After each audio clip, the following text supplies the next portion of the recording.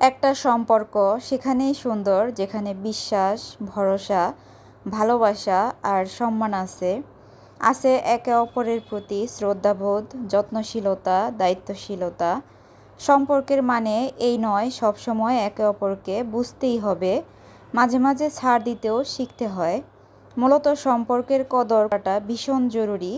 একটা সম্পর্কে ভালোবাসার সাথে মান অভিমান হবে, কথা কাটাকাটি হবে, হঠাৎ রাগে দূরত্ব তৈরি হবে, কিন্তু এই দূরত্ব যত তাড়াতাড়ি সম্ভব ঘুচিয়ে নিতে হবে।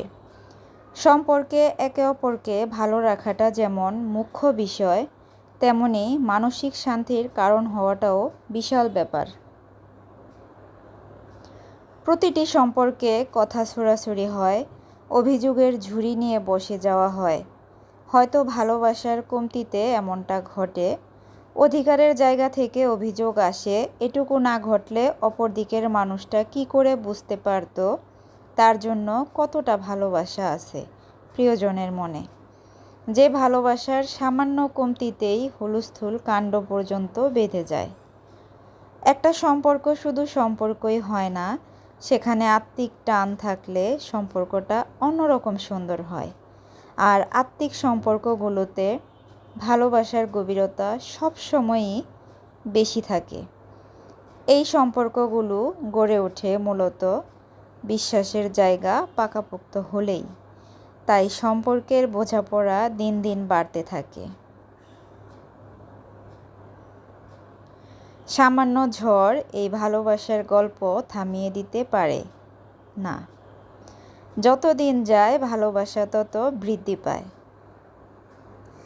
আসলে কথাগুলি কিন্তু একদমই সত্যি কথা। প্রত্যেকটা সম্পর্কেই কিন্তু চড়াই উতরাই থাকবেই, ভালো মন্দ মিলিয়ে সব কিছুই থাকবে। তাই বলে কিন্তু দূরত্ব তৈরি করে একদম একে অপর থেকে দূরে সরে যাবে না, এটা কখনোই আসলে উচিত না।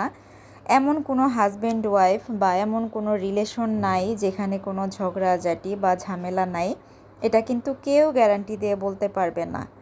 তো ওই যে ঝগড়াঝাটি, খুনসুটি, মনোমালিন্য সব কিছুর ভিতর মধ্যে কিন্তু ভালোবাসাটা অবশ্যই রাখতে হবে। একে অপরকে বুঝতে হবে আসলে আপনার অপরপক্ষের মানুষটা আপনার কাছ থেকে কি চায় বা কি বলতে চায়, সেটা হোক আপনার হাজব্যান্ডের তরফ থেকে কিংবা আপনার ওয়াইফের তরফ থেকে। এই জন্য একে অপরকে বোঝার চেষ্টা করুন, একে অপরকে সময় দিন, একে অপরকে মূল্যায়ন করুন। তো ভিডিওটা যদি ভালো লাগে অবশ্যই পেজটাকে ফলো দিয়ে দিবেন, চ্যানেলটাকে সাবস্ক্রাইব করে নেবেন। আবারও হাজির হয়ে যাব এরকম ছোট গল্প নিয়ে। সবাই ভালো থাকবেন। আল্লাহ হাফেজ।